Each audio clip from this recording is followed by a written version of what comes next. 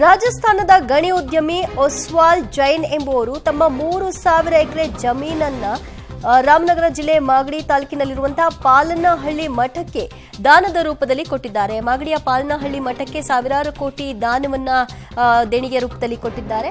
ಅವರ 3,000 ಎಕರೆ ಜಮೀನೇನಿತ್ತು ಅದನ್ನ ದಾನವಾಗಿ ರಾಜಸ್ಥಾನ ಮೂಲದ ಗಣಿ ಉದ್ಯಮಿ ಕೊಟ್ಟಿದ್ದಾರೆ.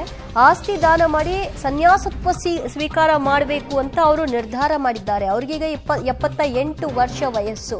ಸೊ ಎಲ್ಲ ರೀತಿಯಾದಂತಹ ಭೋಗವನ್ನು ಅನುಭವಿಸಿದ್ದೀನಿ. ಇನ್ನು ನಾನು ಸನ್ಯಾಸ ದೀಕ್ಷೆಯನ್ನು ಪಡೆದುಕೊಂಡು ಶಾಂತವಾಗಿ ಜನರ ಸೇವೆಯಲ್ಲಿ ತೊಡಕೊಳ್ತೀನಿ ಅನ್ನುವಂತಹ ನಿಟ್ಟಿನಲ್ಲಿ ಅವರು ಮುಂದಾಗಿರೋದು. ಹಾಗಾಗಿ ಅವರ ಬಳಿ ಇದ್ದಂತಹ ಎಲ್ಲ ಆಸ್ತಿ ಪಾಸ್ತಿ ಎಲ್ಲವನ್ನು ಕೂಡ ಪಾಲನಹಳ್ಳಿಯ ಮಠಕ್ಕೆ ದಾನದ ರೂಪದಲ್ಲಿ ಕೊಟ್ಟಿದ್ದಾರೆ. ಸನ್ಯಾಸ ದೀಕ್ಷೆಯನ್ನು ಕೂಡ ಅವರು ತೆಗೆದುಕೊಂಡಿದ್ದಾರೆ. ಇನ್ನಷ್ಟೇ ಗೊತ್ತಾಗಬೇಕಾಗಿದೆ.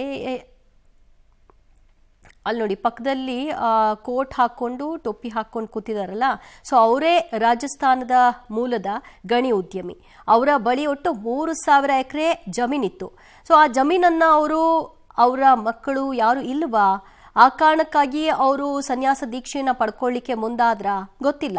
ಬಟ್ ಇದಿಷ್ಟನ್ನು ಕೂಡ ಪಾಲನಹಳ್ಳಿಯ ಮಠಕ್ಕೆ ದಾನದ ರೂಪದಲ್ಲಿ ಬರೆದು ಕೊಟ್ಟಿದ್ದಾರೆ. ವಕೀಲರ ಸಮ್ಮುಖದಲ್ಲಿ ಇದನ್ನ ಬರೆದು ಕೊಟ್ಟು ನಂತರ ನಾನು ದೀಕ್ಷೆ ಪಡ್ಕೊಳ್ತೀನಿ ಅಂತ ಹೇಳಿದ್ದಾರೆ.